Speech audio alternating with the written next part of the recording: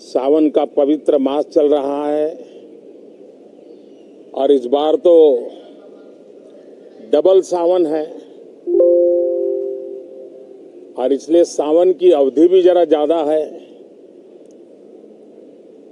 और सावन मास पवित्र संकल्प के लिए, पवित्र कार्यों के लिए बहुत ही उत्तम माना जाता है।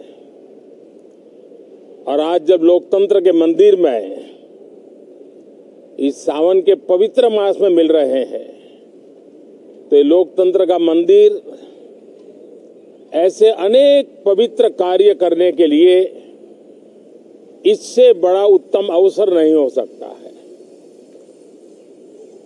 मुझे विश्वास है कि सभी माननीय सांसद मिलकर के इस सत्र का जनहित में सर्वाधिक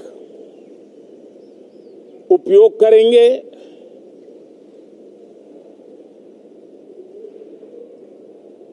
संसद की जो जिम्मेवारी है और संसद में हर सांसद की जो जिम्मेवारी है, ऐसे अनेक कानूनों का बनाना, उसकी विस्तार से चर्चा करना बहुत ही आवश्यक है। और चर्चा जितनी ज्यादा होती है, चर्चा जितनी ज्यादा पैनी होती है, उतना जनहित में दूरगामी परिणाम देने वाले अच्छे निर्णय होते हैं। सदन में जो माननीय सांसद आते हैं वो धरती से जुड़े हुए होते हैं, जनता के दुख दर्द को समझने वाले होते हैं और इसलिए जब चर्चा होती है तो उनकी तरफ से जो विचार आते हैं वो जड़ों से जुड़े हुए विचार आते हैं और इसलिए चर्चा तो समृद्ध होती है, निर्णय भी सशक्त होते हैं, परिणामकारी होते हैं। और इसलिए मैं सभी राजनीतिक दलों को, सभी माननीय सांसदों को इस सत्र का भरपूर उपयोग करके जनहित के कामों को हम आगे बढ़ाएं। ये सत्र अनेक रूप से महत्व का भी है क्योंकि इस सत्र में जो बिल लाए जा रहे हैं वो सीधे सीधे जनता के हितों से जुड़े हुए हैं। हमारी युवा पीढ़ी जो पूरी तरह डिजिटल वर्ल्ड के साथ एक प्रकार से नेतृत्व कर रही है, उस समय डेटा प्रोटेक्शन बिल देश के हर नागरिक को एक नया विश्वास देने वाला बिल है और विश्व में भारत की प्रतिष्ठा बढ़ाने वाला बिल है। उसी प्रकार से नेशनल रिसर्च फाउंडेशन, ये बिल एनआरएफ नई शिक्षा नीति के संदर्भ में एक बहुत बड़ा अहम कदम है और इसका उपयोग अनुसंधान को बल देना, इनोवेशन को बल देना, रिसर्च को बल देना और हमारी युवा पीढ़ी जो विश्व के अंदर नए उपक्रमों के द्वारा विश्व का नेतृत्व करने का सामर्थ्य रखती है, उनके लिए बड़ा अवसर देकर के आ रही है। जनविश्वास बिल सामान्य मानवीय के प्रति भरोसा करना, अनेक कानूनों को डिक्रिमिनलाइज करना, इस मुहिम को आगे बढ़ाने वाला ये बिल।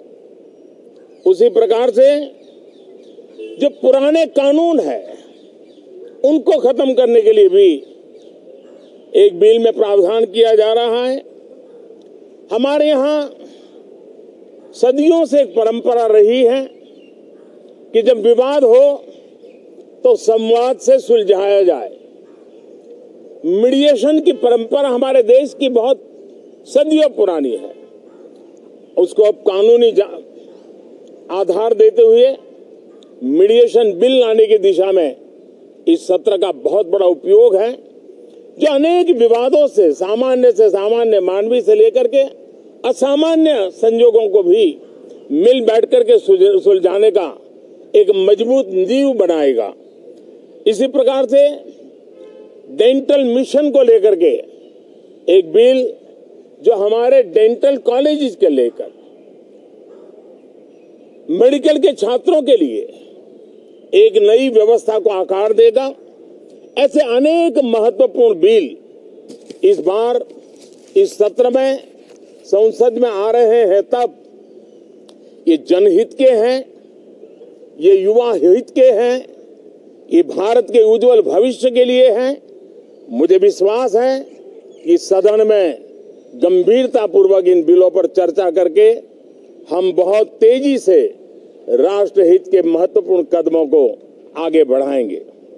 साथियों, आज जब मैं आपके बीच आया हूं, इस लोकतंत्र के मंदिर के पास खड़ा हूं, तब मेरा हृदय पीड़ा से भरा हुआ है, क्रोध से भरा हुआ है। मणिपुर की जो घटना सामने आई है, किसी भी सभ्य समाज के लिए ये शर्मसार करने वाली घटना है। पाप करने वाले, गुनाह करने वाले कितने हैं, कौन है, वो अपनी जगह पे है, लेकिन बेइज्जती पूरे देश की हो रही है। 140 करोड़ देशवासियों को शर्मसार होना पड़ रहा है।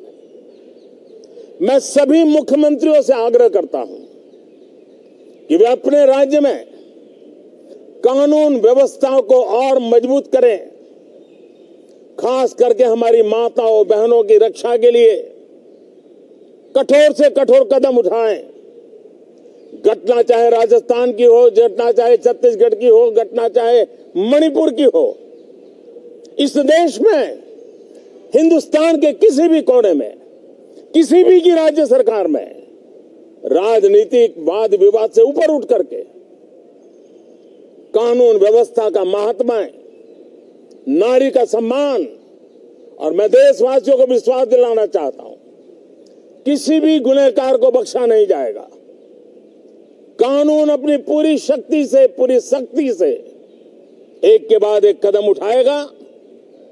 मणिपुर की इन बेटियों के साथ जो हुआ है, इसको कभी माफ नहीं किया जा सकता है। बहुत बहुत धन्यवाद दोस्तों।